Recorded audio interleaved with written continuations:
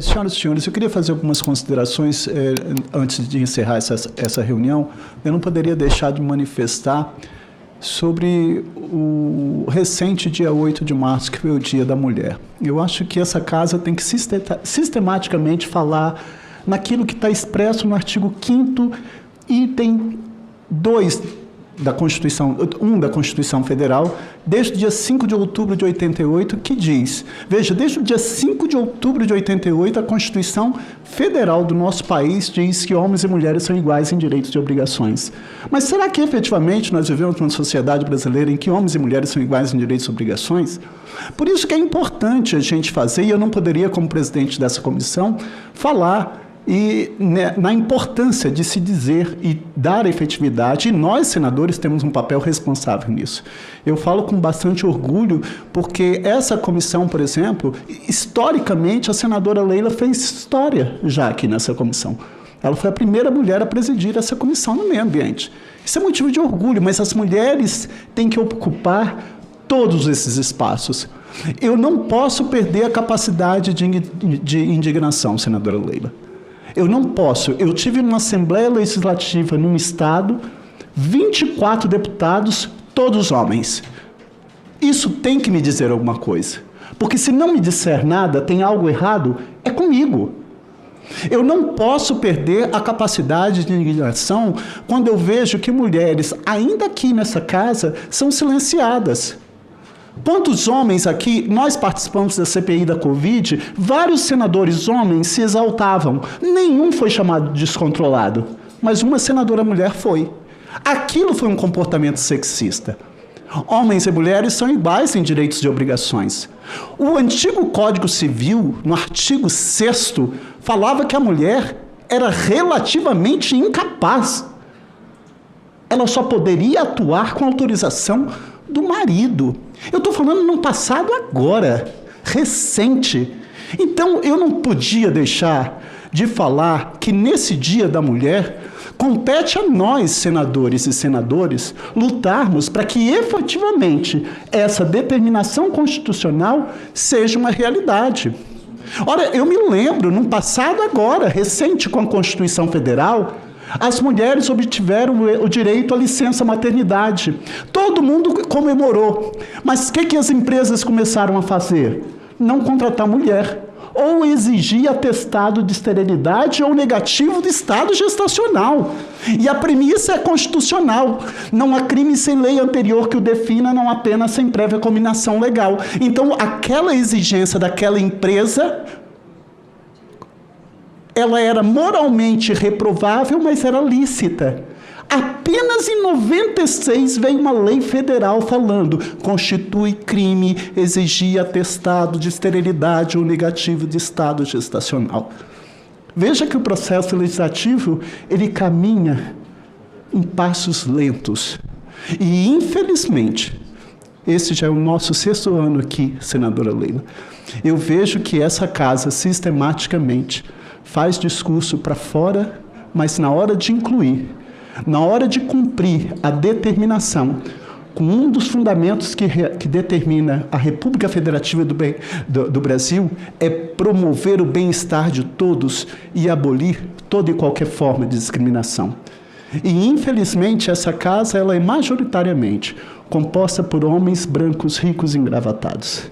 E, infelizmente, nós queríamos que entrasse por essa porta representante maior das mulheres, da população quilombola, da população LGBTQIA+, da população negra, dos pobres, porque falar que o Congresso Nacional representa a população, eu, infelizmente, não tenho a coragem de proferir essa palavra, porque essa casa, muitas vezes, está direcionada para atender interesses de castas, de camadas, silenciando as mulheres, num país que mais mata mulher, num país que é recordista em feminicídio, num país que tem violência doméstica e familiar, num país que não dá possibilidade de trabalho, num país em que fala em meritocracia. Meritocracia para quem? Se as mulheres vão almejar um cargo de gerência, a linha de saída ela não sai na mesma saída, porque ela tem que tomar conta de casa, ela tem que ir para casa, ela tem uma terceira jornada. Mas isso ninguém reconhece. Olha, e eu passei, me desculpa o desabafo, e isso não é da boca para fora, não. Eu passei a verificar isso muito mais forte, senadora Leila, quando eu me tornei pai do Gabriel. Quando eu tinha que levar Gabriel num pediatra, era toda uma logística para fazer. E às vezes a gente dentro de casa não reconhece o que efetivamente uma mulher faz e qual é esse Brasil que a gente almeja. E quando eu falo nisso, talvez no Dia Internacional da Mulher, porque eu esteja falando sobre isso, todos esses aspectos, né? Quando que a mulher pôde efetivamente votar, quando que a mulher desvinculou, deixou de ser relativamente incapaz, quando que a mulher obteve a licença maternidade, mas era crime porque eles negavam, não contratavam, ou quando contratavam exigia-se atestado, famigerado atestado. Quando que as mulheres começaram a efetivamente ocupar os espaços de poder? E o que isso tem a ver com a Comissão de Meio Ambiente? É porque também tem um recorte aqui. Quando você tem qualquer ataque à pauta ambiental, a primeira a sofrer, eu não tenho dúvida, são as mulheres também. Porque elas estão ali no manejo, na proteção, na distribuição de sementes, no manejo de água, em todas nas populações ribeirinhas, elas que mantêm tudo isso. Então, eu não poderia deixar de fazer esse agradecimento e esse pedido, ouso falar como um homem, esse pedido de desculpas às mulheres, porque nós, homens, temos que parar de ter um discurso e ter um comportamento efetivamente que dê vida, vez e voz a essa determinação constitucional expressa no artigo 5º, inciso 1 da Constituição Federal. Homens e mulheres são iguais em direitos e obrigações. Presidente. Muito obrigado. Pela ordem, senhor presidente. Rapidamente. Concedo a palavra, senadora Leila. Primeiro, agradecer a sensibilidade. Muitas vezes a gente, enquanto mulher, a gente fica um pouco... digamos, o dia a dia é um pouco frustrante, né? Porque parece que nós, mulheres, falamos só para nós mesmas. É muito desafiador. Claro, nós temos aqui três exemplos de homens que eu tenho certeza que acompanham e vêm com muita sensibilidade à pauta feminina. Mas mais do que celebrar, como você falou, o Dia da Mulher, 8, né, de março, ou o Mês da Mulher, que se trata de muitas temáticas envolvendo a mulher, eu quero falar de um ponto muito crucial nesse debate, que é a questão do feminicídio, da banalização da vida das mulheres no nosso país. Só para você ter uma ideia, nesses últimos 4, 5 anos, nós tivemos um aumento, pasmem, de mais de 110% de números de feminicídio em todo o nosso país. Então, assim, 110%. Nós estamos falando de mulheres, de meninas e mulheres, que foram simplesmente assassinadas, e na maioria das vezes, pelos seus companheiros, ex-companheiros, por um parente, pela simples condição de serem mulheres. Por esses algozes não saberem escutar um não. Nós falamos muito aqui de autonomia das mulheres, que as mulheres precisam de serem empoderadas, que as mulheres têm que correr atrás, né, dos seus espaços, mas a mulher, quando ela se impõe e ela diz não para essa sociedade, a resposta que vem é justamente desta forma: agressão física, agressão psicológica, agressão patrimonial e o feminicídio. É lamentável que no século XXI a gente ainda esteja dentro desta casa. E olha, não é falta de trabalho da bancada feminina, porque antes, eu estou líder da bancada hoje, me antecederam outras 3 grandes senadoras, Simone Tebet, Elisiane Gama e Daniela Ribeiro. Em 4 anos que eu estou, dos seis, nós estamos tratando anualmente de penas, né, dessa rede de proteção às mulheres. Tratamos de orçamento para o Fundo Nacional de Segurança Pública, que trata das ações de combate à violência à mulher, e nós não estamos avançando na diminuição, muito pelo contrário.